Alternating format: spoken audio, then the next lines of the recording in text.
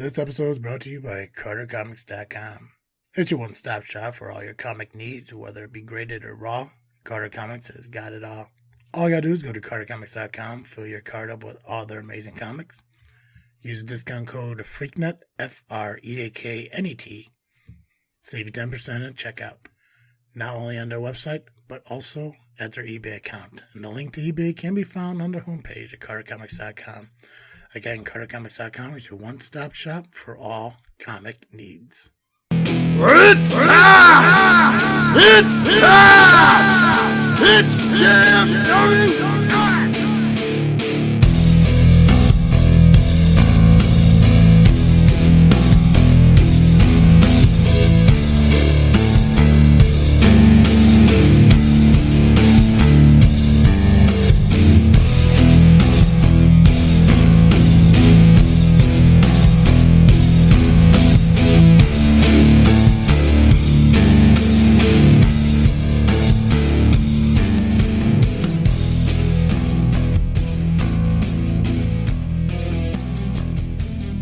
Guys, this is the time to get something to ring with the greatest faction in podcast history.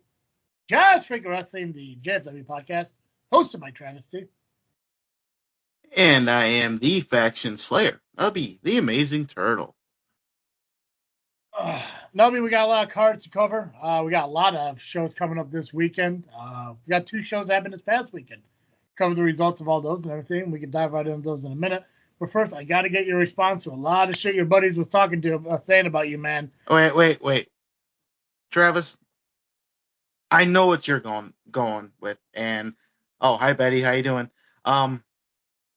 So let's get the important stuff out of the way. Like, stuff that actually matters.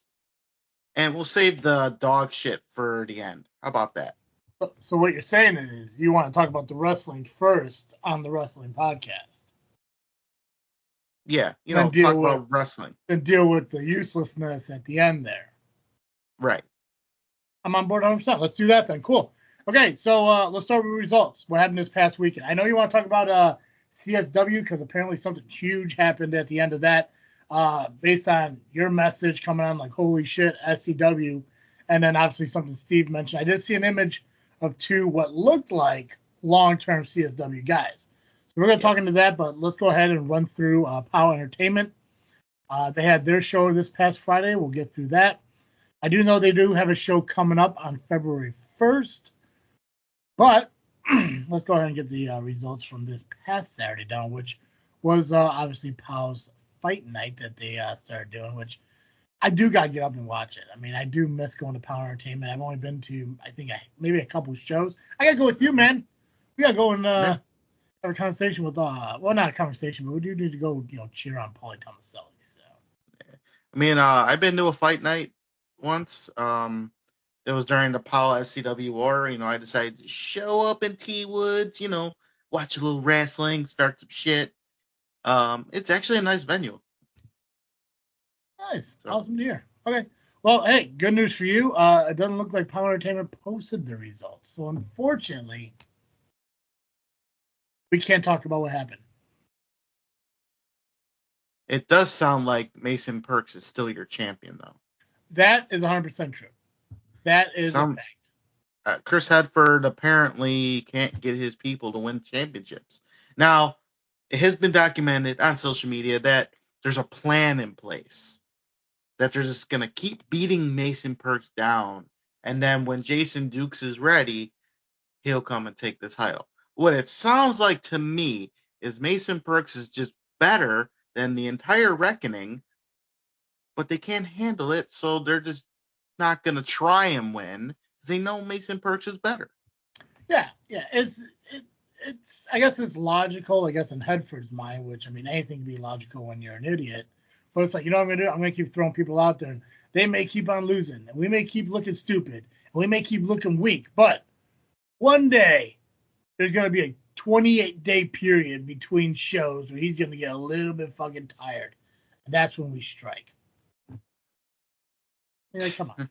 But, hey, good on Hedford for attempting to have a plan. Ultimately, it's Hedford, so we all know it's going to fail. So, I mean, it sounds like it's a long-term plan. Oh, yeah. Yeah. Anywho, yeah, if you went out to T-Wood, you saw Fight Night. Hope you guys enjoyed it. Like I said, unfortunately, I don't got results or anything for it like I thought I would, but we will touch on Power Entertainment's next show, Broken Hearts, which is going to be February 1st. So we'll talk about it here, probably even, I think it was next week. Yeah, next week. Yeah, so, next week. So next week how about that? We'll be back in POW. So who knows? Maybe fucking February 1st perks will be tuckered out. Who knows? So. Yeah. But you know, it gives us a lot of time to talk about CSW because, like I said, something happened, and I know you were excited to kind of talk about it. I know Steve was upset at what happened. I know Angel was kind of happy about it, and Steve was upset with Angel for being happy about it. So if Angel's happy about it, you're excited about what happened, and Steve doesn't like it. It has to be something pretty fucking cool. Well, I'm not excited about what happened. I'm in shock about what happened, but I just couldn't wait to talk about it. So, but we will get into that. Talk about it. Because it will be in the main event. The thing that we're going to talk about is coming up. It is. And I will talk about it when it's time. Because it needs to be talked about, and I will talk about it. But the first thing we're going to... When it's time? When it's time. When it's time? When it's time. JFW time. Ha. All right, so we had the show start out with a pre-show matchup and a pre-show tag team matchup, if you will. And it was Lennox Leone and Eric Surge defeating debuting Connor Hopkins and Hunter Holcraft.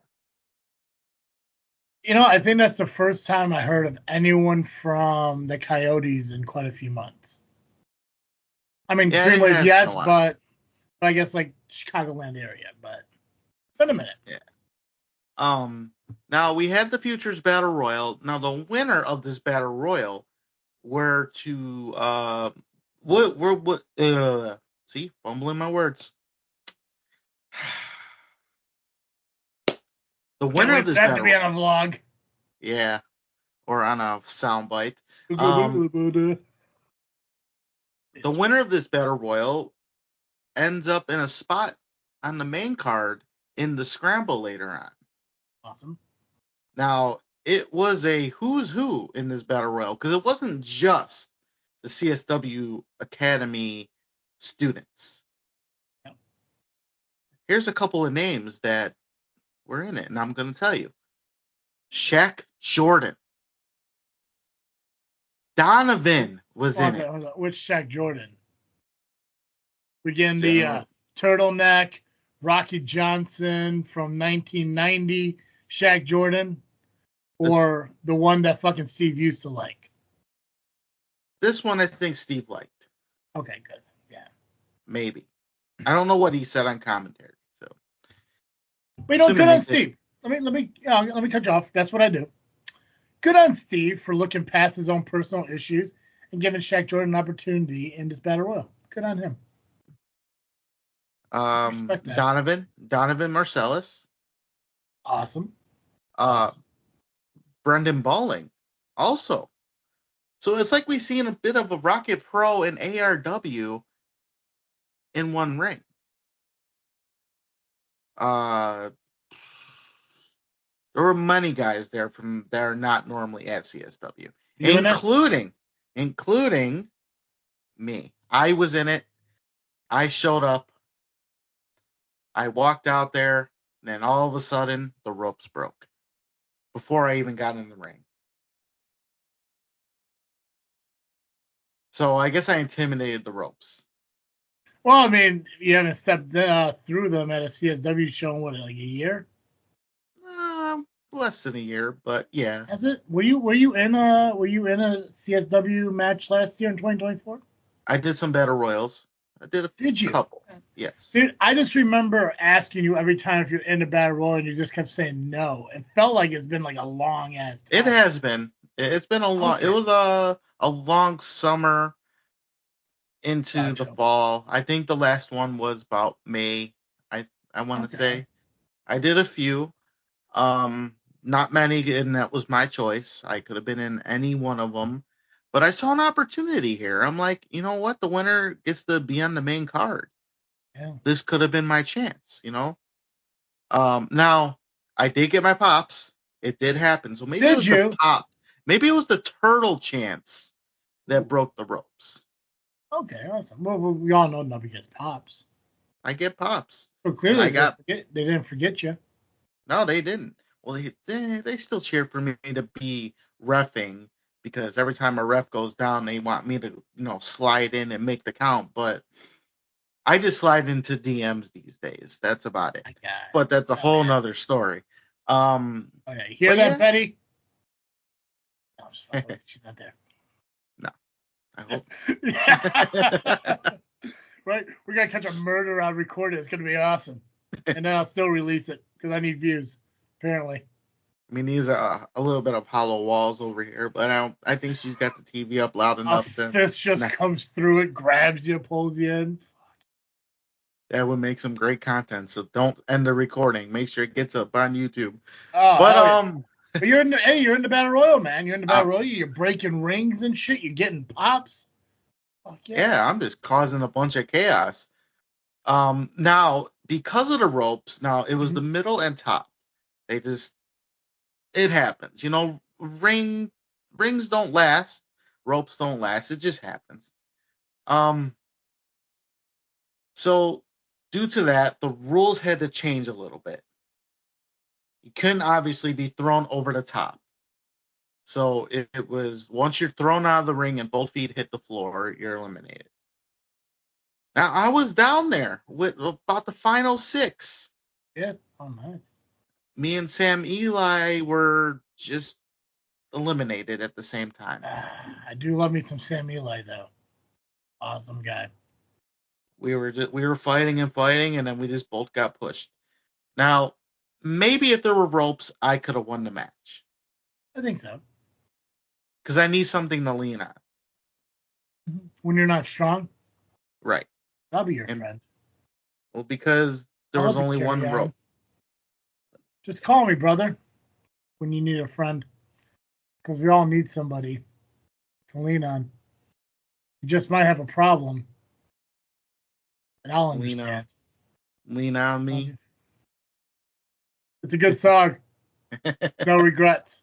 Great song. And they used to sing that to me at work because that's all I did. But that's a whole nother story, too. But in the end, the winner was Shaq Jordan. So he got to go in the scramble later on in the show. But, and like you mentioned, like, when those 2 ropes when they're gone, you're pretty much just saying, okay, cool. Now you have to survive on this platform.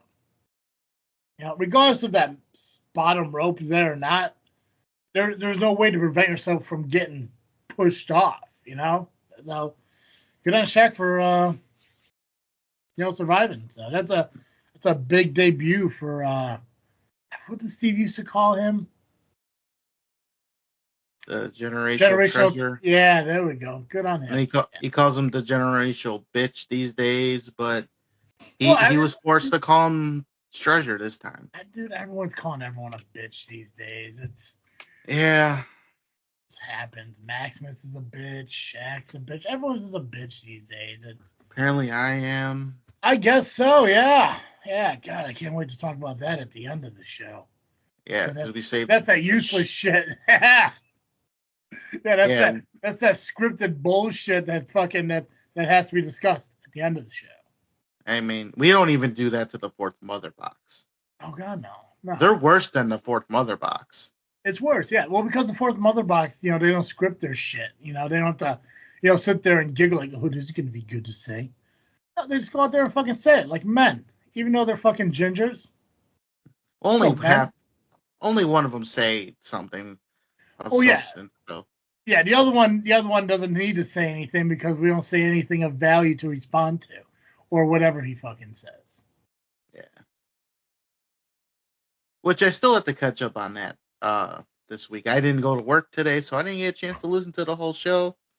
Our thing on the Power Hour was mentioned, but I'm gonna have to probably re-listen and get more of the content out. But we could talk about that next week if anything pops up.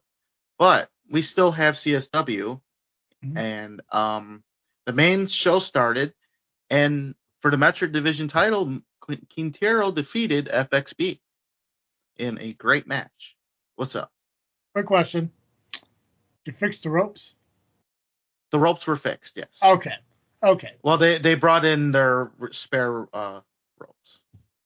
Because I was gonna be kind of curious on if they did the entire show with no ropes, and they just went, what that was at the Diddy Underground, Yeah. right? Just make this whole underground show and just say the hell with it. So Yeah. okay. Or that sumo match that Earthquake and Yokozuna had. Oh jeez, yeah, there you go. Or I don't, what it was Big Show and like Giant Baba or whatever the hell the guys was. Yeah, I remember that. Yeah. I only like to remember Yokozuna and Earthquake though. So God, no one cares about Big Show.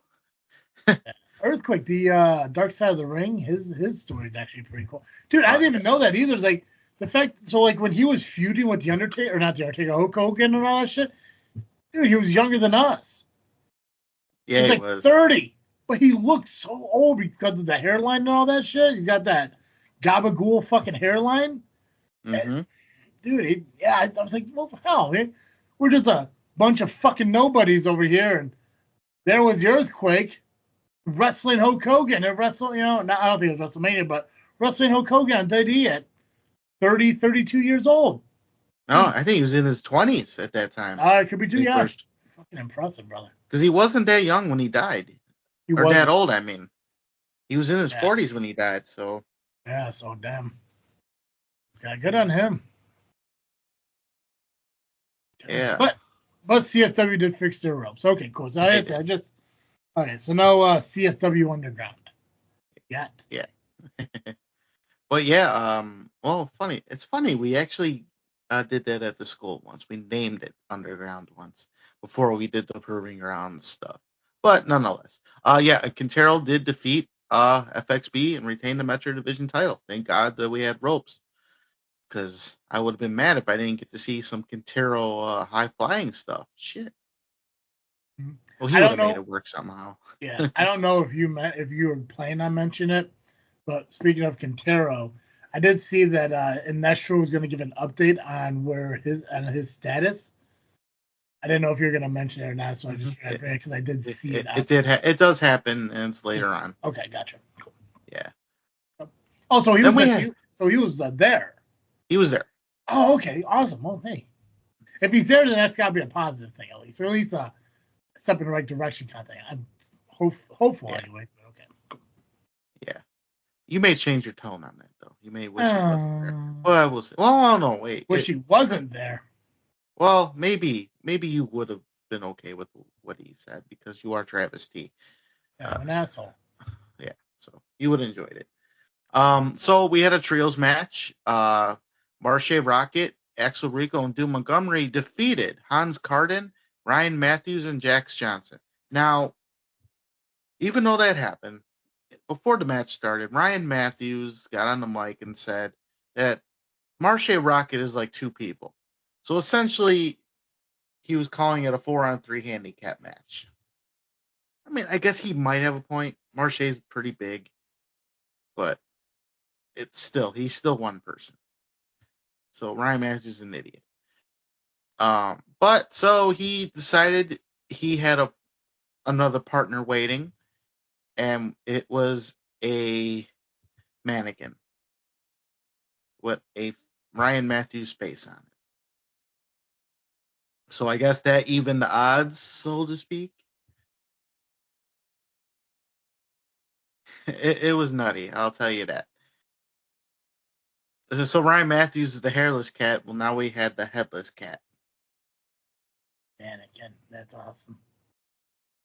Hey, I'll tell you right now, though, if they bring that mannequin over to Rocket Pro Wrestling, I'll buy it. Because listen, that guy got booked at more places than fucking Pacman ever has. That makes him a true fucking competitor in this business. True. But I don't think we will see this mannequin ever again. Because Ryan Matthews went to go tag it in. But Jax Johnson didn't want the mannequin in the ring. So Jax Johnson was pulling on him around the waist, and Ryan was pulling the arms. And, well, the mannequin no longer has arms. and then Jax Johnson picked up the mannequin's body and threw it on the ground. So there's no more mannequin at this point. Which then it allowed Ryan Matthews to get M80'd by Marche, and that's how Team Asshole lost. If they don't have a 10-bell salute for the mannequin next month, they missed out. Just saying. We may have to. I may have to agree with this. So Steve, Could we do a moment of silence right now for the mannequin? I think Oh, we go should. Go ahead. Request it to Steve. Steve, I think we should do a moment of silence for the mannequin next show. And then on behalf of the mannequin, let's have a moment of silence here for the mannequin.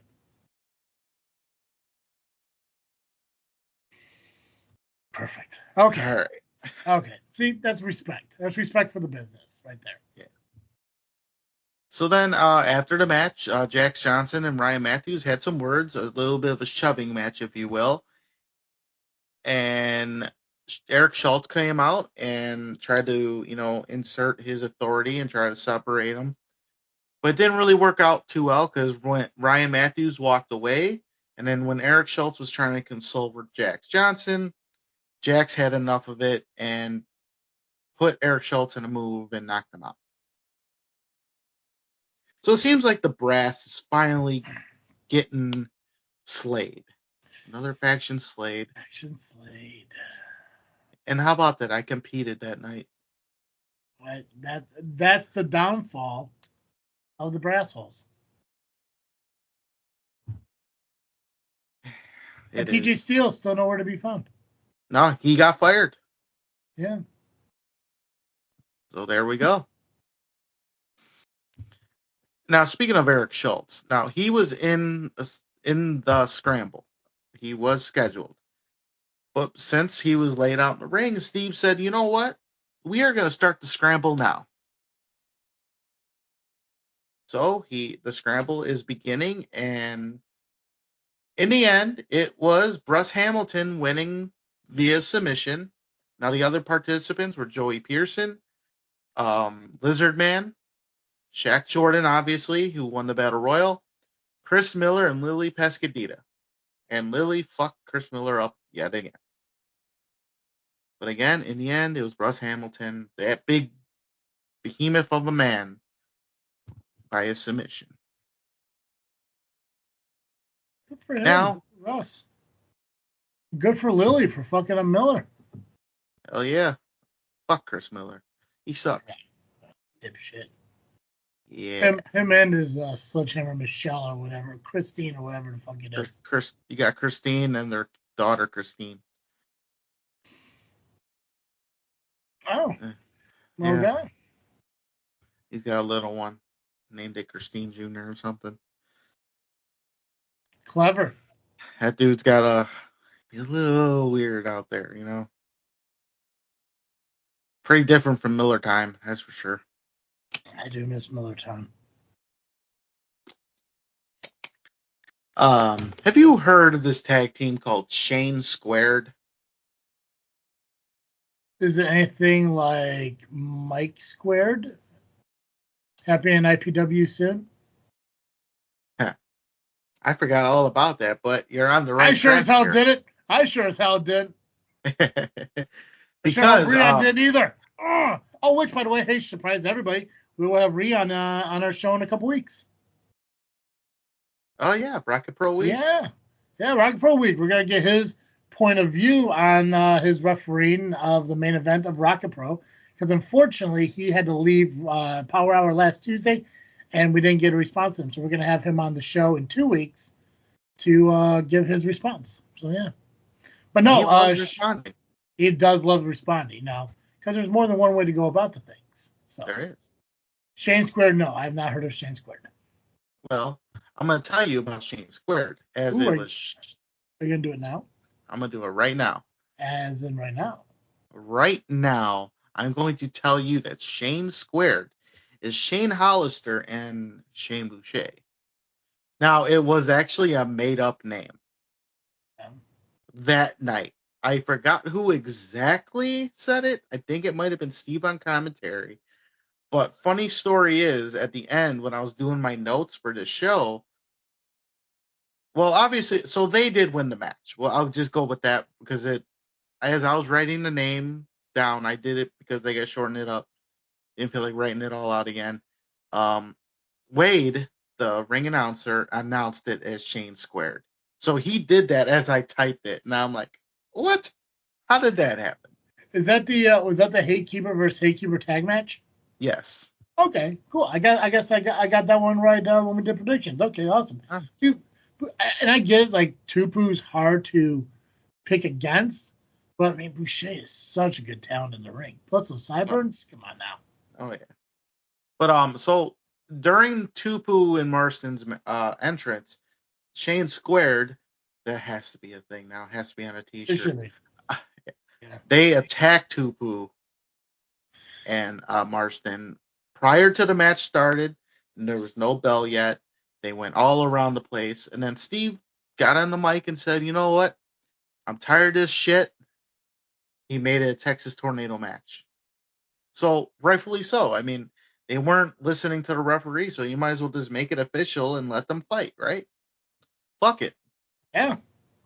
Yeah. I mean, what's more logical than watching two of your wrestlers get their ass and to them like, instead of stopping and saying, hey, listen, let's break this up. Let's get this organized. Just like, ring the bell. Well, he's just tired of the Hatekeepers in general. So he wants them to fight it out, and he did. I was like, heel Steve to me. Or he's just, well, the Hatekeepers, they give him a hard time when he was GM before and then after a little bit. But yeah, I think this is a different Steve. He's probably, inserting more authority, which, you know what? Let him fight. Who cares? Yeah. But in the end, Shane Squared did win. Then we had the returning Heather Reckless, or Heather by Elegance in TNA, defeating Shazza McKenzie and Maggie Lee in a triple threat match. Oh, good for her. Okay. Did you predict that too? No, I think I went Shazza. I think I picked I picked Shazza in that one. Yeah. Which I mean, good on Heather, 100%. And obviously, a good victory to get her into the upcoming TNA main event or TNA show the following day. I'm not quite sure what the results are on that. I have to look at that, but I don't think they won. I'd have to look. But, well, we'll find out. Oh yeah, we'll find out. Yeah. I still gotta do well. First off, I gotta find out what the fuck Dizzle J was, what his predictions were, because it made no sense to me whatsoever. And then I can figure out, because that shit was absurd. I was looking at that, I'm like, yeah, nah. But no, we'll get the results of that because we gotta figure out who won. Right. Well, speaking of winning, Adam Stallion and Cypher retained their tag team titles over Grayson and Valor. Now, I'm going to give it to, I think it was Valor. He chopped Cypher, which not always a good thing because you're going to get it back. And I think this chop might have topped all the chops Marche has ever given because it echoed throughout the building.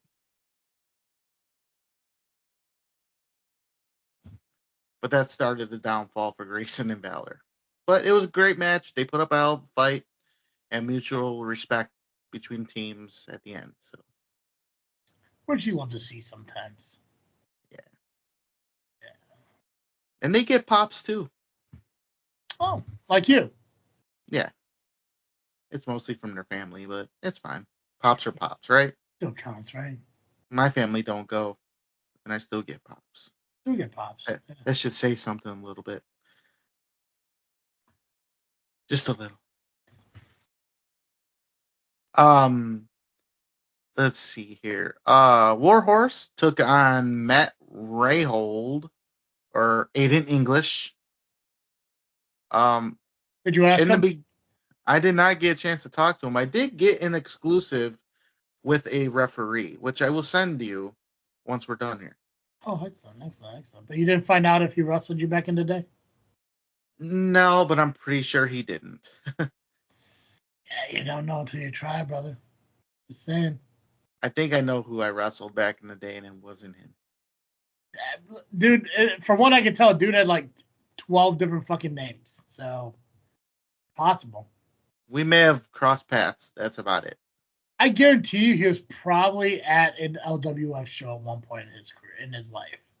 I know he was at IWA Mid-South, so I've been there. Yeah. He probably wasn't at the one I was at, which was like Elite Pro versus IWA or something. Yeah, I don't think he was on that. No. But let's see. Warhorse did get the win because Shazza McKenzie. Oh wait, rewind. Shane Squared was out there first, and when they tried to interfere, they got caught, and the referee threw them out. Then later on, Shazza McKenzie comes out, tries to interfere. There were some mishaps as she was holding Warhorse, or not Warhorse. She was holding Aiden English. Yes, I'm going to call him that because I prefer that name. It's easier to say. He moved, and Warhorse almost took out Shazza, but missed, or stopped himself. And then when Aiden English went to go after Warhorse, almost hit Shazza, but stopped himself. And then Warhorse kicked Aiden English into Shazza, and that didn't work out too well for her. But then that allowed a roll up, and Warhorse won the match. So eventually her interference paid off. I mean, it's a big win. I mean, good for him. It is.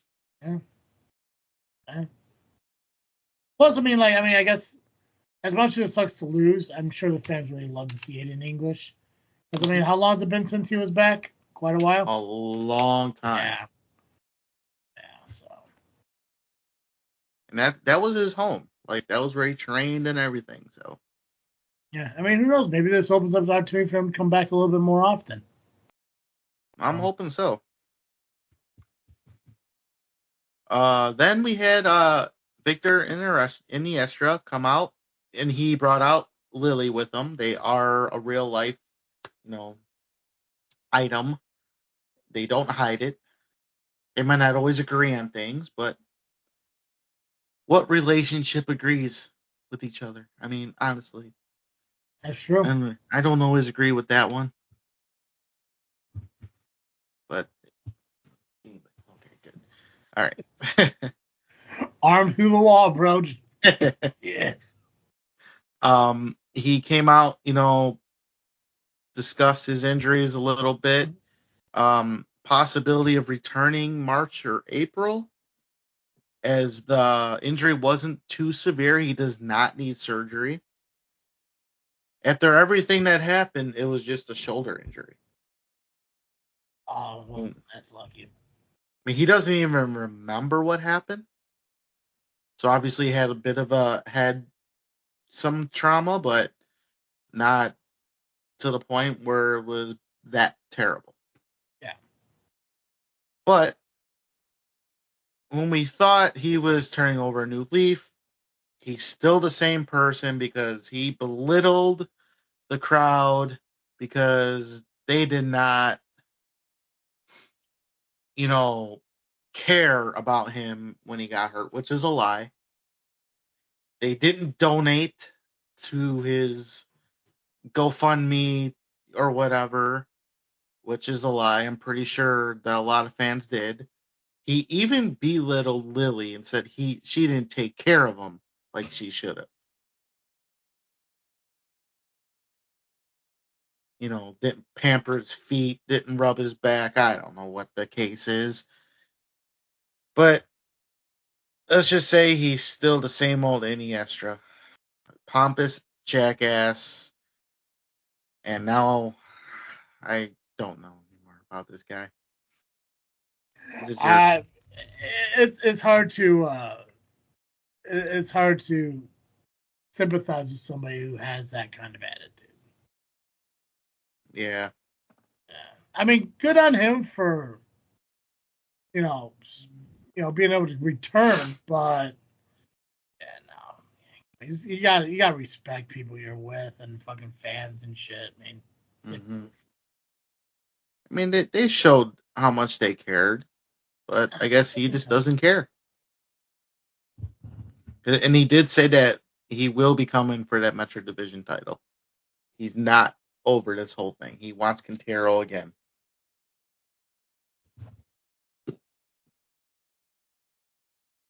All right. Gringo Loco defeated Erez, who replaced Conan Lycan due to illness.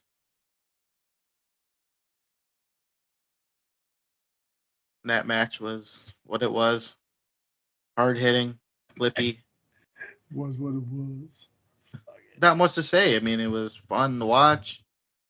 Just, I'd like to see that match happen again.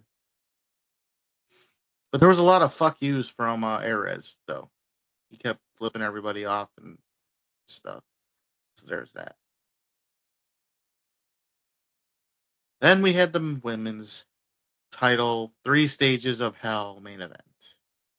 Now again, first fall singles, second fall submission, and if needed, first blood. Now, before the match started, Belmont attacked Missa Kate and hit her with the championship. No bell rung yet. But then the bell eventually rang and she took advantage and got the first fall over Missa. Sounds about right about Belmont. She's a bitch. She would do that. Gotta find that win, brother. Gotta find that win. Yeah. I mean, I guess it's smart. Then Missa got the second fall via submission because it was a submission match. So we went into the first blood. They hit each other with chairs. I think the belt was used again. They came over by the commentary area, which, I was sitting by. I got up this time and I protected the bell. I didn't want them touching the bell. I protected the commentary so no one got hurt. The garbage can got hurt. But then they got back to the ring eventually. The referee got knocked. The poor garbage can. Oh, God. It's like being up an LAM member. Yeah, their home. They took out their home. Right. Of course, we'll talk about that useless shit at the end. Yeah. Although I am an LIM member, so it is my home too. Damn it. Yeah. Sure. How dare they ruin my house? Why? Yeah. But anyways, so. Not for long. Yeah. The ref got knocked out twice. First time, it was by Belmont. She accidentally headbutted the ref. And she's got a hard head, so she can knock out anybody. And then he got hit again. And then it was during that time, Missa did get, she got cut open, but the ref was down, so they didn't see anything. But when Missa was about to hit Belmont with the chair, the referee came to and saw the blood before she can even do anything, called for the bell, and now we have a new women's champion in Amina Belmont. Wow. Man. Did not see that coming, but you know what? Things happen, right?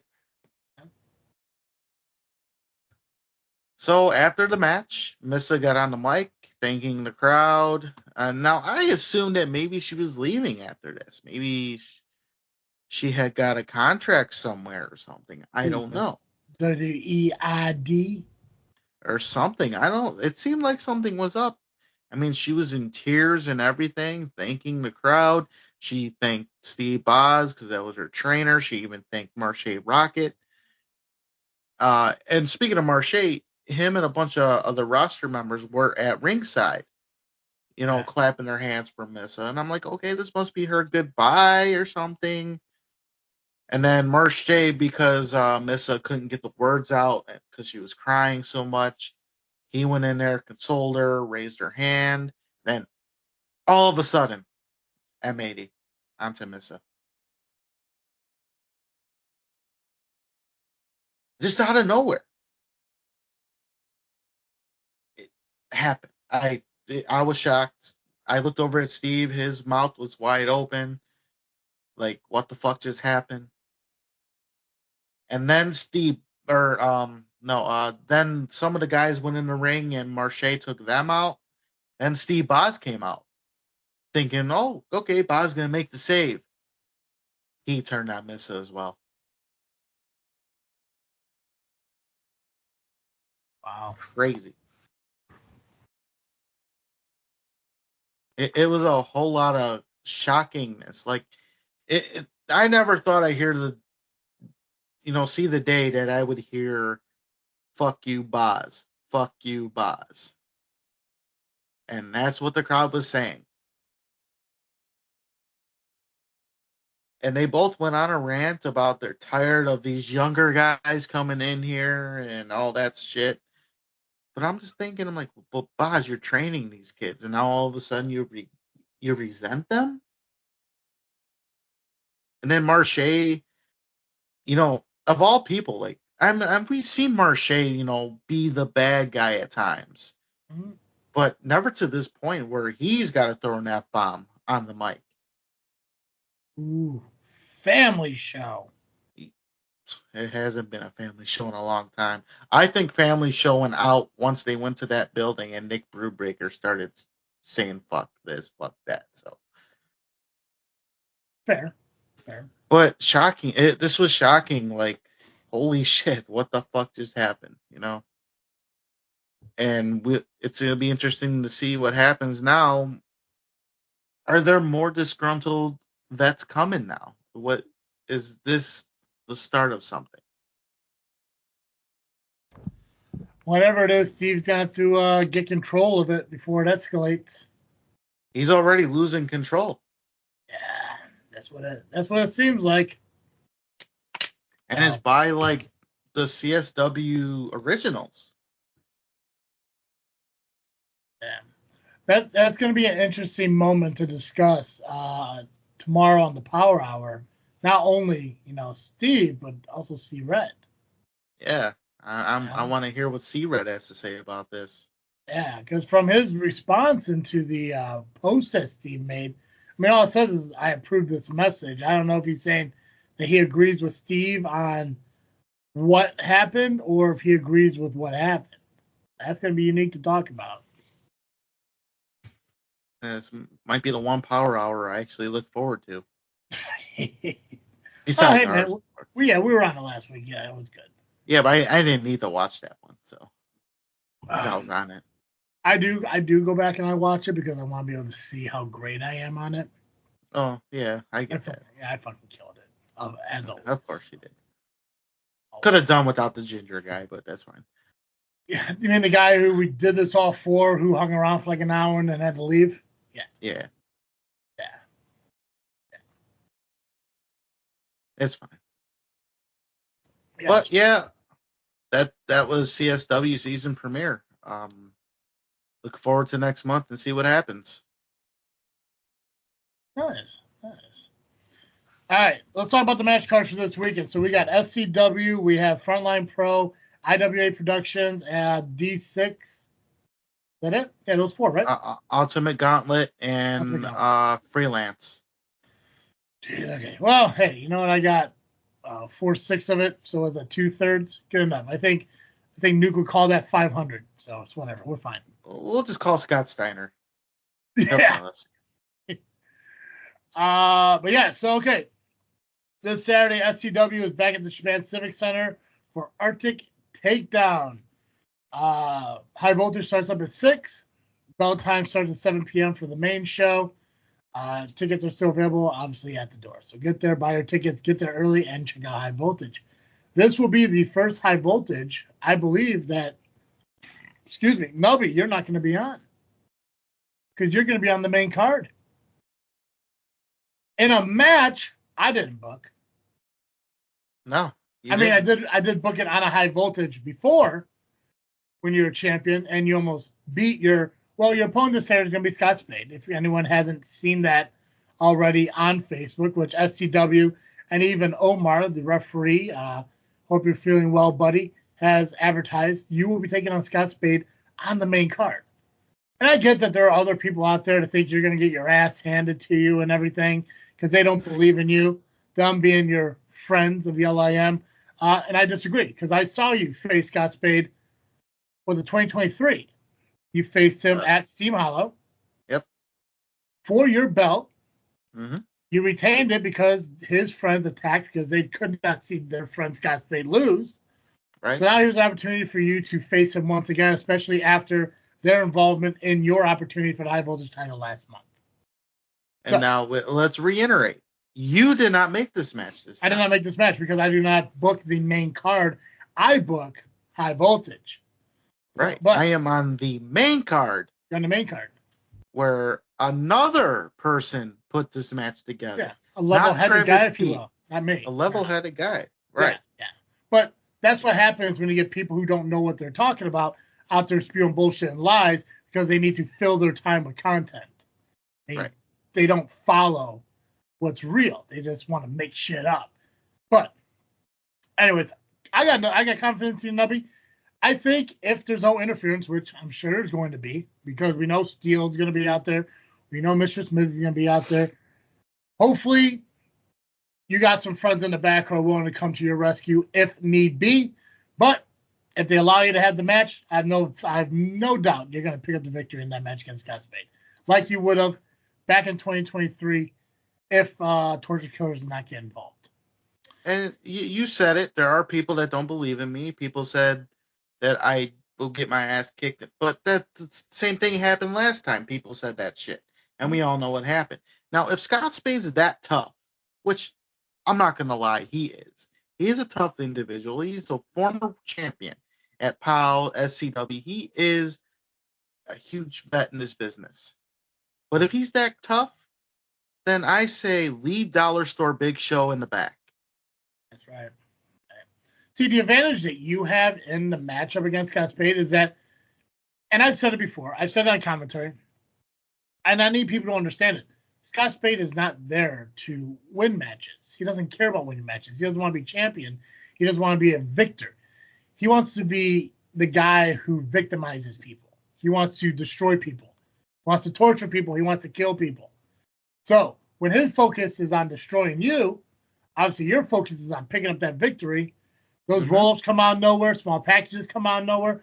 Those moves, those pins come out of fucking nowhere because he's not thinking about pins. He's thinking about torture and kill, torture killers. So, great advantage for you. You just got to make sure you stay focused and watch those people on the outside of the ring because not me booking this flat top. I have no control on what happens on the main card, both booking-wise and what happens. So, I wish you the best of luck. Again, find some people in the back. Go up to Dallas and Johnny, say, hey, guys, got my back tonight. They're solid folks, Yeah, if something happens, I can't look over at you and be like, what the fuck? That's right. No, because I'm just going to commentate exactly what's happening. Be like, oh, my God, I can't believe my friend's getting his ass kicked by 3 people and nobody's coming to his rescue once again. And, that's not just SCW. It's everywhere because for some reason, nobody wants to come help fucking Nubby. Not a big fan of that. I don't like that. Buddy. It's nutty. But one of many matches on the main roster, RVP, our new women's champion, will also be defending her championship against Lovely. I say Lucia, but I guess it's pronounced Lucia. Okay. So RVP will be taking on Lovely Lucia. She has been to SCW just a handful of times. She will have an opportunity to claim the SCW championship from RVP, who won the title last month against Crystal. We talked about Scott Spade and Turtle. We're going to see Benny Vargas put his title on the line against one half of Dysfunction and Brandon Espinoza. We're also going to see the Urban Legends put their SCW tag team titles on the line against Johnny Chaos and Dallas Calloway.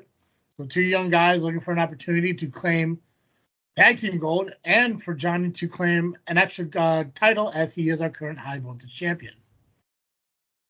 And I believe, oh yeah, I don't recall who's in the match, but obviously it's been noted that the Collier shot bat is now vacated.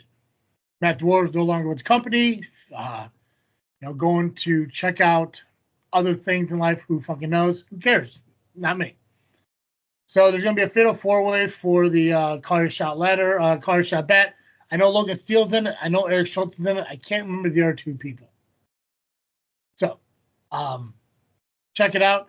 It is definitely a fatal four-way, and the winner of that match will claim the bat.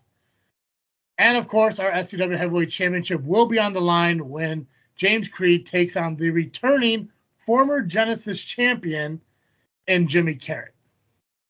These guys had a feud or a fight, years ago where Carrot took the Genesis title off of Creed. So now he's coming back to see if he can take the main title off of Creed.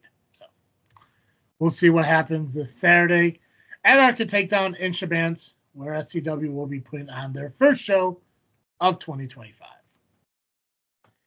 Hell yeah. Yeah. More matches will happen, so stay tuned. And you notice I didn't give you a high voltage card because I want you to come and see what happens. Chaos will put the title on the line. We will have a debut in Star. Make sure you guys come check it out. Again, Nubby is going to be on the main roster. The Amazing Turtle, main roster debut. First show in 2025. And I know who the other two are in that Collier shot. Who is it? Jay Scott and the Governor. There we go. Yeah, that's right. Thanks, Nubs. Appreciate that. I had to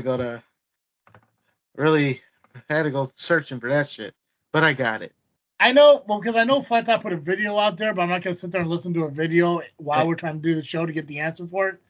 I just do remember that Logan Steele was threatened to be pulled from the Fatal 4-Way because he was complaining about Callaway and Chaos's title opportunity. And I just also remember Eric Schultz, being mentioned that because I'm a huge fan of Eric Schultz because of his work in the ring. Not what he's done to you. I think what he did to you is disgusting, but I do like him as a talent. So. Well, they would have got their tag team title shot maybe if they didn't fuck around and, fuck up my match on top of everything else they've done. Yeah. You don't get title shots just because you think you earn them. You actually have to earn them, and you can't be causing havoc. It doesn't show earning it. So are you saying that they fucked around and they found out? Yeah, they fucked around. They found out what happens. Faction Slade. Anyways, yeah, so that's SCW. Check out SCW if you're in the Kankakee County area. If not, there's 5 other shows happening over this weekend too. So. Oh yeah. Yeah. And speaking of, what's next? IWA. We'll go IWA, Gauntlet, all that stuff. Well, we can do that. Let's start with Ultimate Combat Gauntlet, which takes place this Friday at Magoo's Bar, 6550 South Maynard Avenue in Bedford Park, Illinois. Adults, you're $20, $10 for the kids, and it's the honorary Jean-Claude Van Damme Q-Mite tournament for the inaugural UCG Championship. No matches have been, the matches aren't posted on the Gauntlet Facebook page, but stay tuned. Maybe they'll be posted up some later this week. Or you just got to wait and go to the show. Yeah. And if you guys aren't following any of the companies that we talk about here on the show, we do link them on a post on our Facebook page at Just for the Rest of the JFW Podcast, either Sunday or Monday, whenever it gets released. So you can go over there and you click the link from there. No. Except Destination 6. For some reason, they don't stay linked. I don't understand that, but you can find them at Destination 6. They'll pop right up. But all the other companies are posted on today's post that we put up. So. Yeah. All right. I'm going to go with Freelance, since that is also this Friday, January the 24th. And that takes place at the Logan Square Auditorium, 2539 North Kesey Avenue in Chicago, Illinois. Doors open at 7 p.m. Bell time is 8 p.m. Now, normally, I would tell you the ticket prices, but I don't have to in this situation because tickets are all sold out. Really? Wow, good for Freelance. But if you still want to watch it live, you can watch it on IWTV live. Oh, there you go. There you go. So while you're at Ultimate Gauntlet, you can be watching Freelance at the same time. Now, I don't recommend doing that.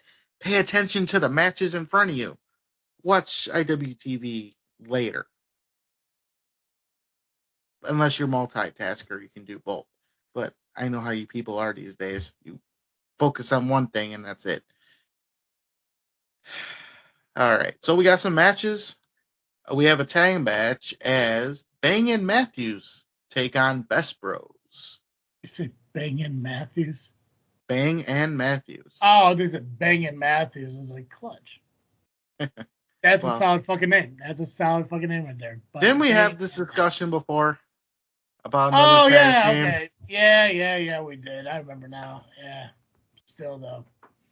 If I ever become a fucking pro wrestler, my name's gonna be Bang & Mash, and I'm just gonna eat fucking potatoes. There you go. Hell yeah. I like potatoes. Right? Uh-huh. Who doesn't? I mean, fucking they're so, you do so many different things with them. If you don't like potatoes, you're weird. That's it. Yeah. You can make them into a fucking salad, mash them. You fucking have hash browns, french fries. You can be like L.I.M. and shove them up your asses. I mean, they're so fucking universal. It's insane. It's almost like a reverse bowel movement if you think about it. With that. Kind of like Kyle. Yeah. Did I say that once? Yes, you did. God. It gets played a lot. It gets played on Jedi Talk a lot. God, I'm clever. I should get credit for that. Sorry, I just like when I do things that are funny. Shane Mercer with James Russo will be taking on Cody Lane.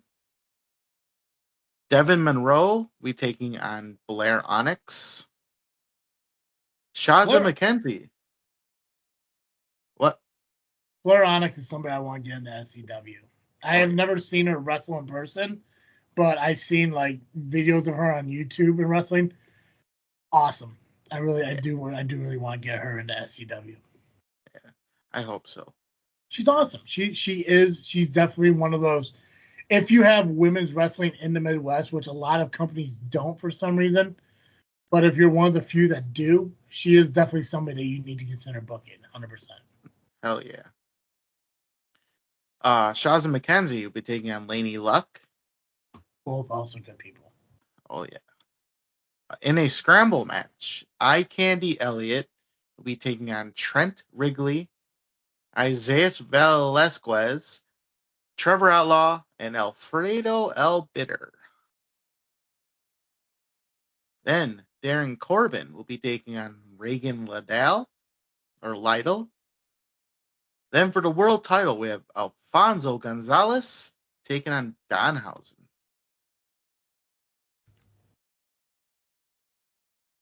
And that is Freelance, no ring time for the week. That in week is WEAK for those who don't know much. It is this Friday, January the 24th.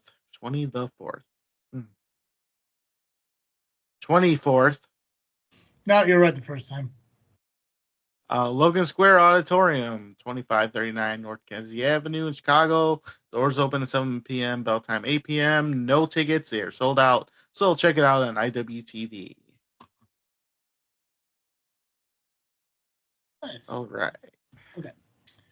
I'll do D6 real quick and then we'll just wrap up with IWA Productions and Frontline. Frontline and then a little bit of Rocket Pro. Oh, that's right, Rocket Pro. Yeah. Okay, cool. Hey, so also happening this Saturday is Shooting for the Stars, the Destination 6 show. This show is in memory of Mr. Impact himself. Tickets are still available. VIP are $30, front rows $25, general admissions $20, kids and unders $10. Doors open at 5:15 for the VIPs, 5:30 for general. Show starts at 6 o'clock. It's at 136 West Carroll Street in Macomb, Illinois. Tickets are available, and you can find the link to the ticket sales at their Facebook page, Destination 6, and their posts about the upcoming show. Okay, some of the matches. Did I really just lose it? God, this is why I miss Pacman, because he's so much better at this than me. And this was his segment. I know, right? This is his fucking responsibility. But he's still scared of a cat, still stuck in that bathroom. God, that dude just needs to get laid one day. See what a fucking... Oh, cat. Yeah, okay, never mind. Yeah. We're going to see Shank Berzini take on Oliver Kane in a casket match for the D6 Midwest Express Championship. I got to tell you, this poster actually looks pretty sweet. If you ever get a chance, go to Destination 6 and look at their casket match post. Pretty intimidating stuff. I'll tell you, that's wild. We got the Impact Eliminator, where you got Victor Analog taking on Mr. Broadway, taking on Percy Drew, taking on Zach Hendricks, taking on Rafael Quintero, taking on Logan Myers. You got the D6 Women's Championship as Ashlyn Alexander's taking on Tootie Lynn. You got Juice King Joey Pearson taking on Lizardman Nathan Nile. You got the Dreamwave and D6 Tag Team Championships. Both are going to be on the line as Dreamwave champions. The Hype will be taking on Destination 6 champions, the New Guys. Tommy Davis will be taking on Eric Esnight. And, that actually might be it. Yeah. Yeah, I think that's it. There we go. Cool. Nice. Oh, that was painless. How about that? Oh, yeah. Oh, yeah. Cool. Yeah, so hey, if you're in the Macomb area on Saturday, check out Destination 6. Again, doors will open at 6 o'clock. Show will start.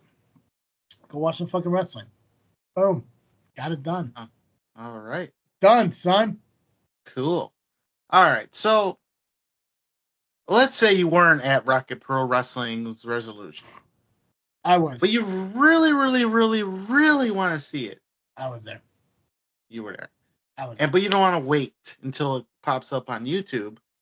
That'd be insane. And why would you want to sit there and watch an hour-long fucking vlog where people are fucking shaking their cameras and, just fucking mumbling and talking over fucking every little thing?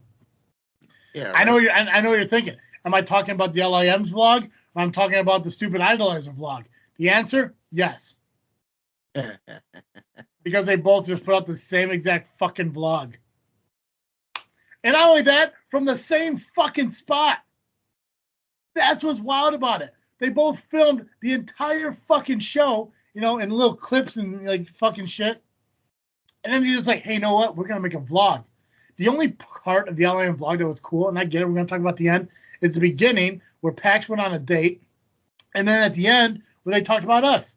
And then in the middle there, it's the exact same shit that they're going to see on the big screen this Saturday if you go to the movie theater.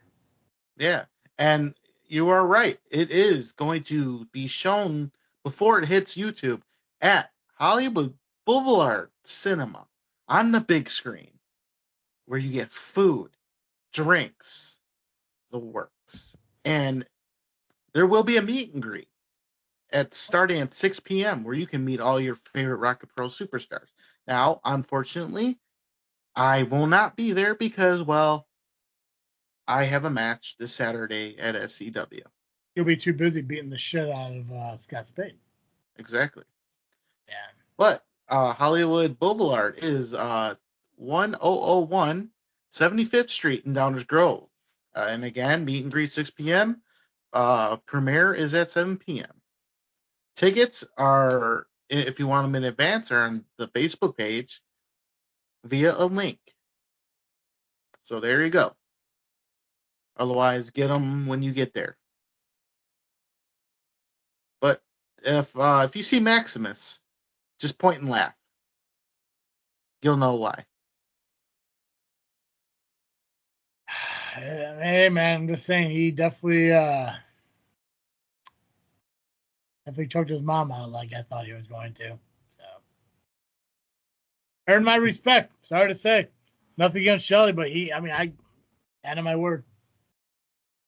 Also, there's a joke, but I'm gonna say it off the air. Perfect. I don't know why the fuck the LIM had to vlog me while fucking he was choking his mom out.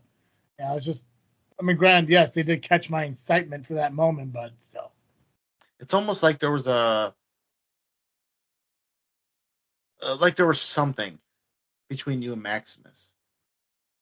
It was he definitely stared at me before he choked his mom out. If he choked his mom out because of what I said on our show, I'm okay with that. I don't feel bad for it. I don't regret it. That's hilarious. Absolutely fucking funny. It also means he needed material to beat his mom. That's true.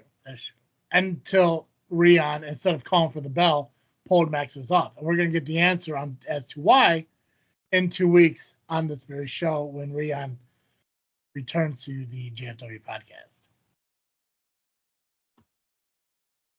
Can't wait for that. Oh, no. All right. Well, he's not going to do it on the LIM podcast. That's exclusively Rocket Pro only because they can't get their fucking asses into any other company. He'll be here, though, instead. Yeah. All right. IWA Productions has a show this Saturday, January 25th, not 20 the 5th. And it's called Cold as Ice. Kind of like today and tomorrow. It is 521 Perkins Avenue in Mount Vernon, Illinois. Doors open at 6 p.m. Bell time is 7 p.m. Front row is $12. Intermission $7. Now, if you want these advanced tickets, hit up Ringside Buffet, which is at the same location, like 10 feet away from the building. And they got great food. Can't go wrong. Get your tickets, go have some food, and you'll have a fantastic day. There's no matches announced right now. Stay tuned to IWA Productions on Facebook for all that information if they post it. Otherwise, just go have a ball, eat some food at the buffet, and enjoy some wrestling.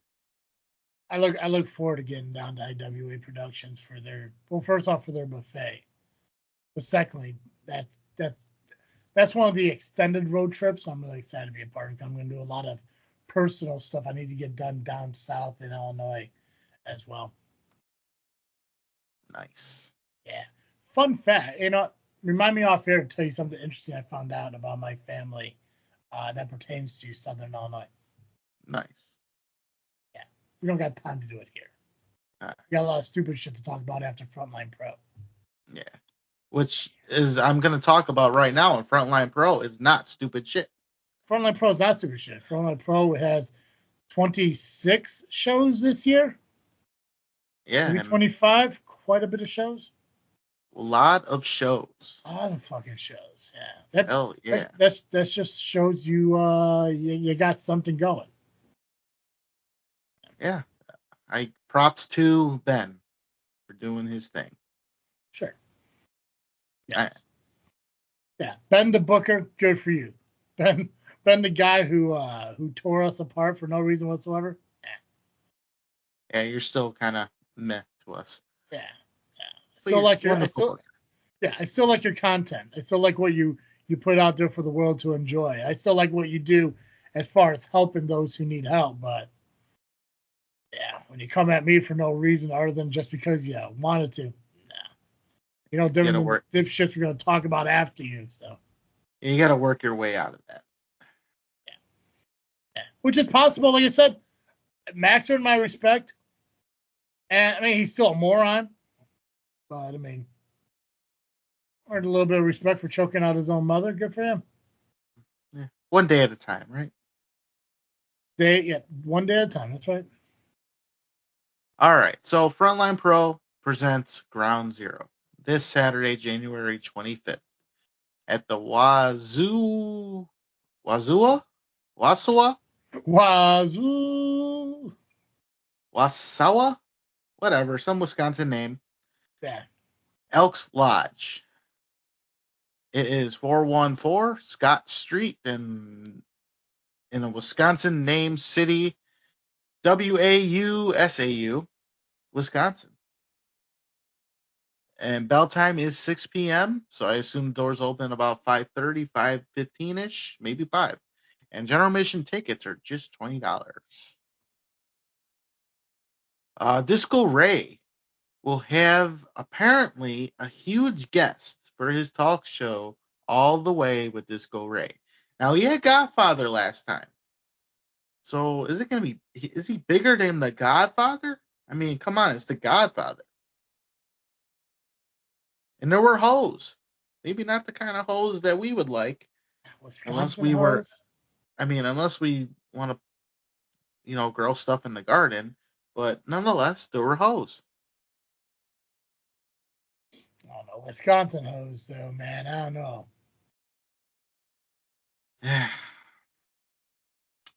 But yeah, I don't know when we'll find out who his guest is. Maybe it'll be updated this week, or it'll be a surprise at the show. Or maybe Steve will share it on the Power Hour tomorrow. Maybe. Hey, Steve, if you know information, share it. Yeah, make an announcement. Otherwise, make sure you just follow Frontline Pro on Facebook, and you can find out then too. Yeah, that does work too. That does work too.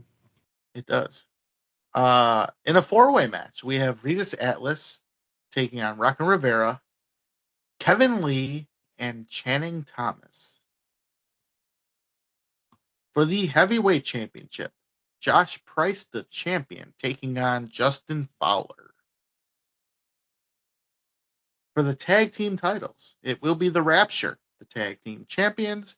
They'll be taking on Swoggle and Nick Colucci. Quinn Whittick will be taking on the Warhorse.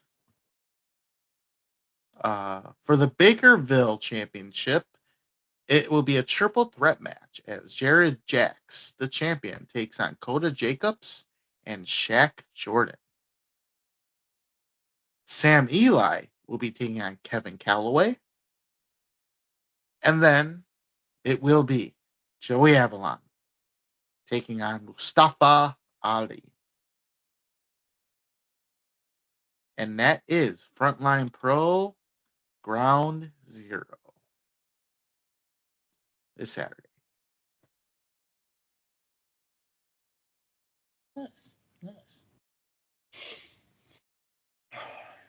All right, Nubby. What's up, Travis? So there's a lot I could say that pertained to what was put out there on social media over the course of the last 2 days. But the thing is what was said about me, other than the stupid shit that's not true,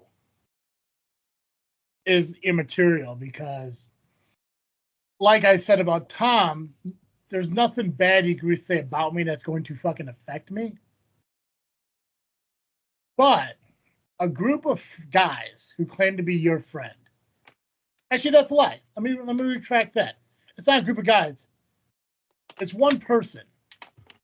One person attacks you. Because I can't blame the LIM. I can't do it. I can't say that the LIM thinks you're a bitch.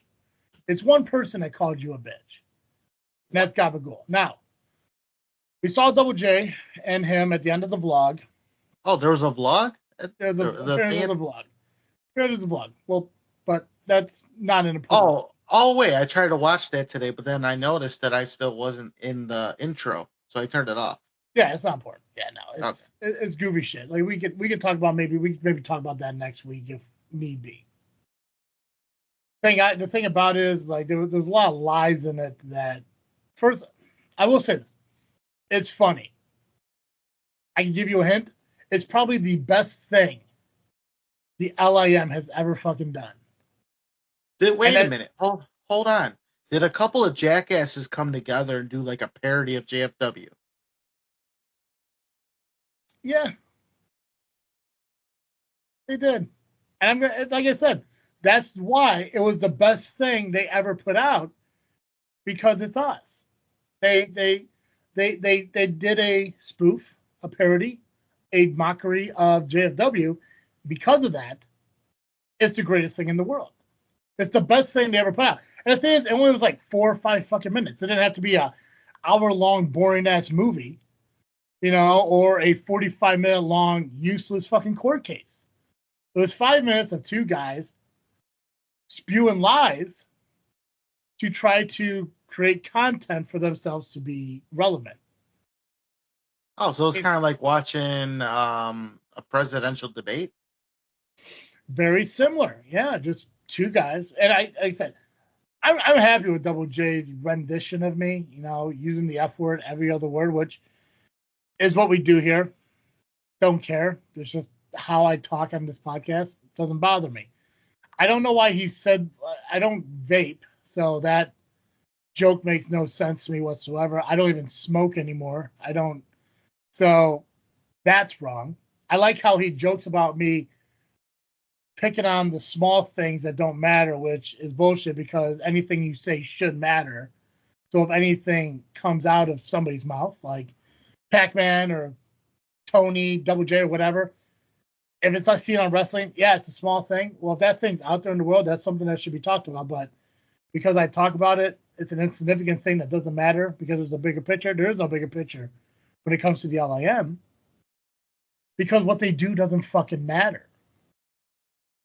Do I care about being praised for the things I do? I like being recognized for the work I do, but I think everyone does. I think anyone who puts shit out there into the world should get credit to what they do. That's why my name shows up at the credits of the LIM podcast or the LIM movie, because I gave them an idea, and those who produced the movie felt that I deserved credit for what I did. And it was a brilliant idea. I liked it. I thought it was entertaining. They didn't have to do it. I didn't fucking ask for it, but I'm glad they did it. But when people do shit, they should get the credit for it. Like when Pacman sits there and tells me, hey, I told them your idea and they loved it. Well, of course they did, because first off, I have good fucking ideas. But I appreciate him giving me the credit. Just like when he does something, he gets a credit. When you do something, you get the credit. When anybody does anything, they deserve credit because that's their work. And that's what they should be appreciative of. But beyond all that, beyond all the negative things they tried to say about me that were completely wrong, whatever, besides the fact that they believe I'd rather be at Rocket Pro Wrestling than SCW, wrong, because I love the fact that I get to book SCW. I don't mind Rocket Pro Wrestling, but SCW is going to come before Rocket Pro because that's what got me from 2017 to here. If they want to believe that my show is only thriving because Nubby's on here, there could be some truth to that. I want Nubby on here because the wrestling business. If you weren't here, I'd probably still be talking just about SCW. Maybe more so talking about televised wrestling. Maybe every once in a while when Dizzle J is, available. But because you're here, we have to talk about CSW, Rocket Pro, I probably would still talk about AirW, but not as deeply as we do. But there wouldn't be, Janesville Wrestling, Brew City Wrestling, IWA Productions, and all these other companies. You did that. And I don't think even LIM. Or LIM. But because you're here, we get to do that. And I've given you credit for that before, too. I've always acknowledged what you have done for this podcast. I'm glad that they went ahead and did the exact same thing that Alpha Zeta Zeta did and focused on the YouTube subscriptions, which when it comes to a show like the LIM or the Power Hour that is centered around YouTube, those subscriptions matter. For us, when it's audio, that's what matters to me. And I don't have to get into the long fucking thought out process because I did that with Alpha Zeta Zeta. We just throw shit up on YouTube, but it's just the video of our show. It's the audio that matters. That's the content that goes out. So when the LIM wants to brag about having 69 subscribers on their video podcast, and they want to talk about my 66 subscribers on my audio podcast, that should be a problem that they should fucking look at. Because when my audios are getting just as many views as their videos, then maybe they should look at what they're fucking doing wrong. You know, good on them for saying, hey guys, we need to up the views in our videos, so put your shit on a loop and let's get these views up. Good on them. But don't come at me about video subscribers when I have an audio podcast. I just started putting videos out because let's try to grow that too. If it doesn't matter because I got the audio downloads. They don't have video views on their video podcast, but they want to spend their time bitching at us about our shit. And again, all of this is irrelevant. This isn't the worst part of all of it. The worst part of it all is these people who claim to be your friend is being led by fucking Pacman's sidekick who sits there and calls you a bitch. And I'm curious on your thoughts about being called a soft shell bitch by a guy who gets his gimmick from The Sopranos. Because this is your LIM. This is your group. This is the group that wanted you. That I watched your induction into it and how excited he was to give a big old fuck you to Travis for not being there and inducting you into the LIM because that's their thing. No disrespect, Nubby. They didn't want you to want you. They wanted you because I told them not to put you in there. That was obvious the way they fucking acted. But then they get you in. They say that they love you. They say that they like you. They say that what Maximus did to you was a horrible thing. They do this whole court case. It gets thrown out because somebody put currency at the bottom of one of those beer bottles. They do all this saying like, oh my God, what happened? This is absurd. This is insane. But then Gabagools says that this was your greatest moment in wrestling is being chokeslammed by Maximus Orion and being called a bitch. Mm-hmm. So I'm trying to figure out if I'm such a bad guy because a petition that doesn't matter to anybody but the LIM gets torn up by Damian Saint. That makes me a bad person. What's that to say about the guy who calls you a soft shell bitch? What is he then? So let's break this down, shall we? 100% on board. All right. So I'm a soft shell bitch. So he brings up what happened a year ago. This petition. Cool. So he had a petition going, got me reinstated. You didn't sign it because they ran you down. That's true. And I believe I did give you shit for it. We had our conversations about that. We've had our disputes about it. We found a mutual understanding and accepted. And it was wrong of me to be petty about it. 100% was. You know, if I knew it would have made a difference, I would have signed it. But just because they do hashtag let Steve sit, and then 6 months later Steve eventually sits and they want to take credit for that, I don't care what petition would have happened. I don't think Damian Saint would have hired you back regardless of my signature on that thing or not. That's just my opinion of it. But yes, that was wrong of me not to just support you in any way that would have been supportive anyways. That was on me. But yes, good. We sound kind of well. We're good now. We're good on that. But still, we're good. But the point is, I gave you shit for it. Correct. You did 100%. Okay. And I thanked Gabagool for doing this petition. Did I not? That was nice of him, and yes, you did. You acknowledged your appreciation for what he did. Yeah. I did. So I acknowledged him. I belittled you. You did. We'll just call it as that. Should, and which is the right way of going about it. That was a justified response to what happened. 100%. Yep. Okay. So then, a year later, about a little under a year, Maximus Orion turns on me. Correct. Yeah. And apparently, I did not get off my shell after that. That's what Gabagool is saying. And I'm a soft shell bitch, and I just got to get up, right? Yeah, you're a soft shell bitch, yeah. Okay. So that turn by Maximus took place at Fall Brawl. Yeah. Am I correct? Mm-hmm. What happened at Darkness Falls, Travis? Why are you asking the guy that has a bad memory, bro? Oh, jeez. I think that's when they attacked your arm, right? Correct. Yeah, you were in a match and you got attacked. Yeah. I did. So a match had taken a place. Yeah. Someone had to issue a challenge, right? I believe it was me that issued a challenge. Sounds like you got off your shell. I did get off my shell. You got off your shell, yeah. How about that? Right? Yeah. Huh. Interesting. Oh. Sounds like there's some holes in their in their statements there. Yeah. Shocker. Shell shocking. Shell shocking. Hunt it up. Fucking punt it up, bro. I was standing when I made this challenge. Clearly off my shell.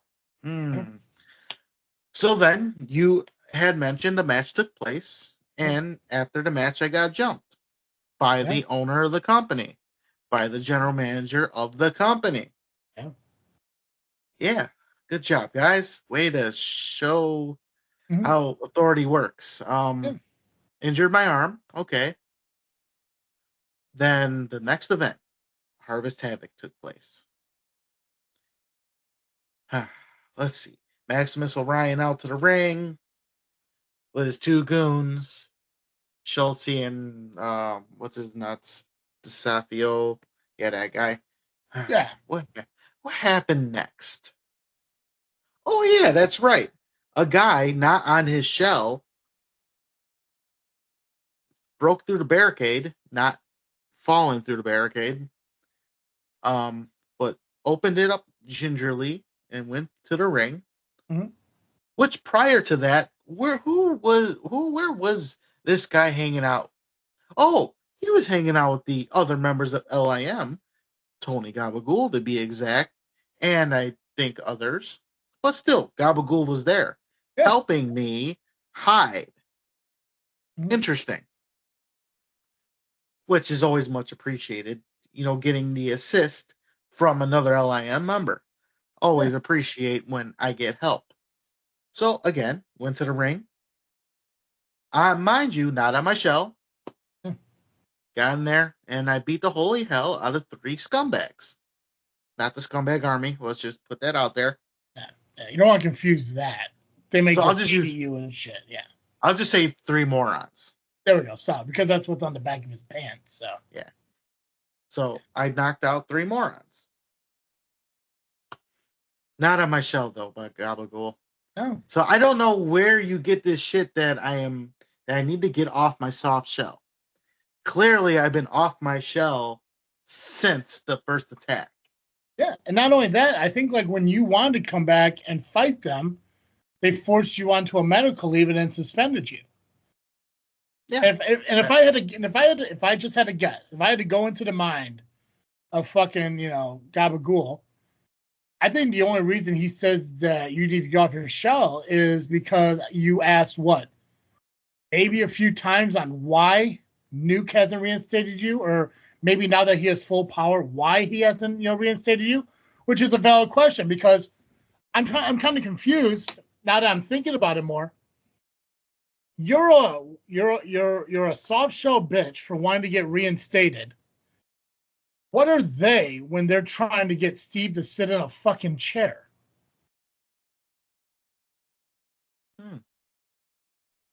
Interesting.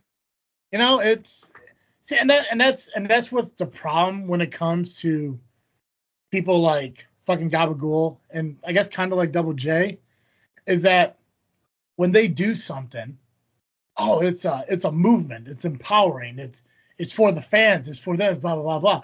But when other people do it, it's whining. It's being a bitch. You know, it's saying shit, you know, just to claim to be the best. Like the very first thing that he said in that video was the LIM wasn't invited to the Power Hour last week. Okay. The very first thing he said was a complete fucking lie. Or he's just ignorant because Pax was supposed to be there. But Pax is fucking fucking worked, fucking spent, fucking sitting in a fucking, you know, fucking closet somewhere because he can't fucking do anything and has to what? Fucking be gone for a month? And blame it on a fucking cat for a fucking month? But why is it our fault that it's not our show? It wasn't our show. So why aren't taking the blame toward the other guy? The whole purpose of that Power Hour was because Steve wanted to have this kumbaya moment between the Fourth Mother Box and JFW. It had nothing to do with the LIM whatsoever. But the LIM could have been represented if fucking Pacman ever showed up for his job. I'm sorry, his responsibilities. I can't call it a job because this isn't a job.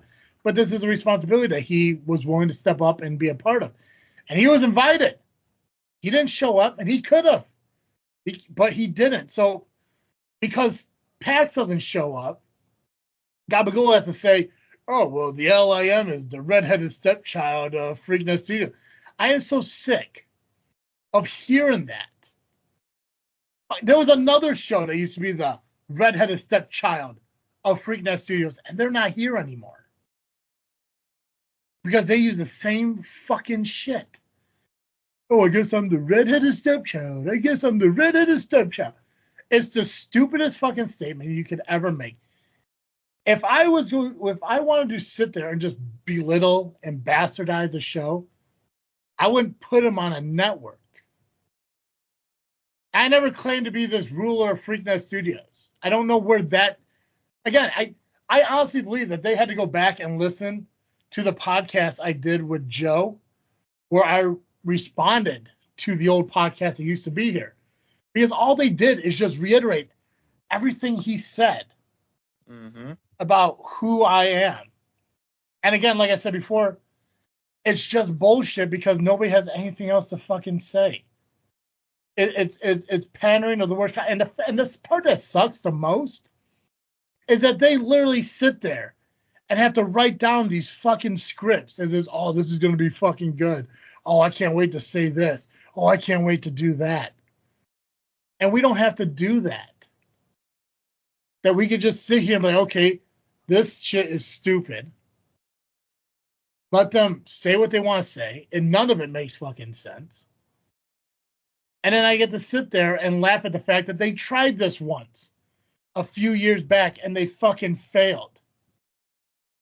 And I tried to give them an out. The guys, don't do this. It's going to be fucking embarrassing again.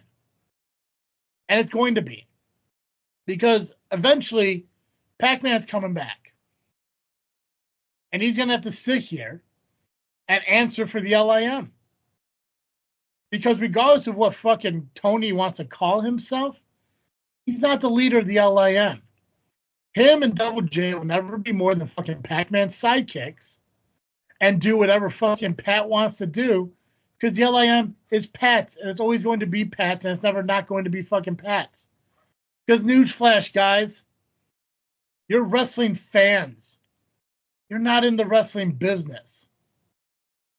You don't have gimmicks. You don't have storylines. You don't have this shit. Be fucking adults. Just fucking realize that, like, it's like, oh man, we're gonna script this, and we're gonna do this, and we're gonna tell the story. Nobody fucking cares. Nobody gives a shit. You sit there and put out a fucking vlog of fucking Pacman and Lori going, or Laura, what's her Laura, right? Laura? Little McGee. Yeah, Little McGee are going to a fucking Olive Garden where fucking Pat has pretend to walk out fucking drunk, you know, after drinking 2 bottles of fucking wine. I don't know if you've ever been to a fucking Olive Garden. They're never going to overserve you fucking wine. And if you're really getting drunk off of 2 bottles of fucking wine, well, you got a fucking vagina. It's ridiculous to think that that's what they fucking come up with. That's their fucking idea. Hey, this is good fucking content. You know? And good on Pacman. Finally having a fucking date. You just have to script it in order for it to fucking happen. Good on you, buddy. Good on you. But you know what gets me is Gabagool bitching about not being on the Power Hour. But where was my invite when you had that podcast when Maximus and Shelley were on? Huh? Yeah. Where was that? And it's been documented on social media somewhere on one of the posts that Lil McGee did not know I wasn't invited. And she was not happy. So to say that all of LIM are mad at me because of shit going on, it's not true. There's only one person fucking it up right now for the LIM, and that's Gabagool. And to think I advocate, which is crazy, I advocated the entire time the top fan was around to have Gabagool be the leader. But I am the soft-shelled bitch here? Get the fuck out of here. And now this, what, is supposedly that parody involved Double J, and now he's running his mouth about me? Double J. Were you coerced to do that? Did he force your hand? I thought you were better than that.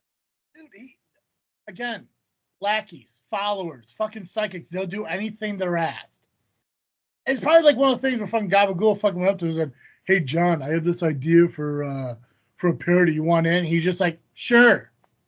He doesn't fucking know, and he doesn't fucking care. And it doesn't fucking matter because when it comes to everyone in the LIM, he's the least fucking relevant of them all. Even Giggles is more fucking interesting to fucking know about than fucking John. Nobody gives a shit about John. He is, to be honest with you, he's the me of the fucking LIM. It's because of the hair. He's solid fucking hair. He just says a bunch of mean shit and quick one-liners that people find fucking funny. He's no different than me over the LM, but the problem is people like me and they just don't really give a fuck about who he is. And it's a sad fucking concept, but you know what? Excuse me. You know what? It's just probably better off if he just fucking sits on the sidelines and let everyone else do their shit.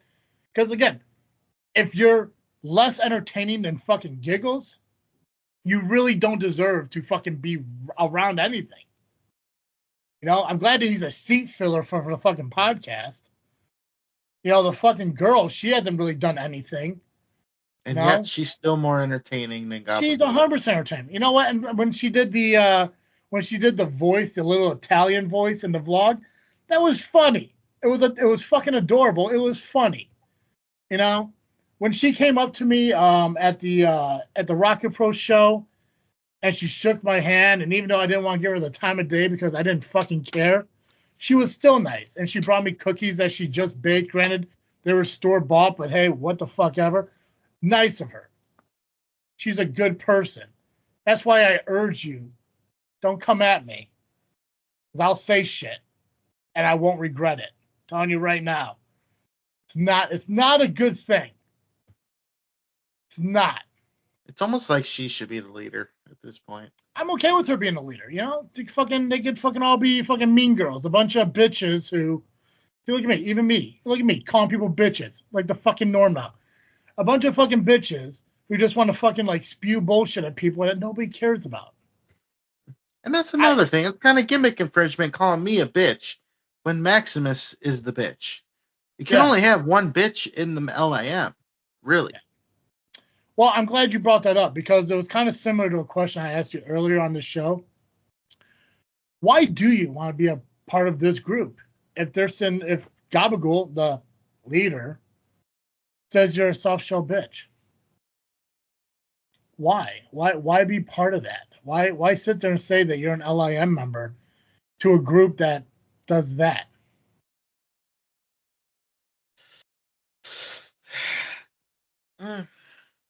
I mean, the leader is a bit of a dickhead, but I do enjoy the other members more than him.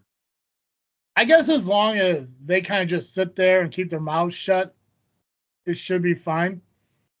Clearly, PX put out his little post stating that he doesn't want to respond to anything going on, which I respect.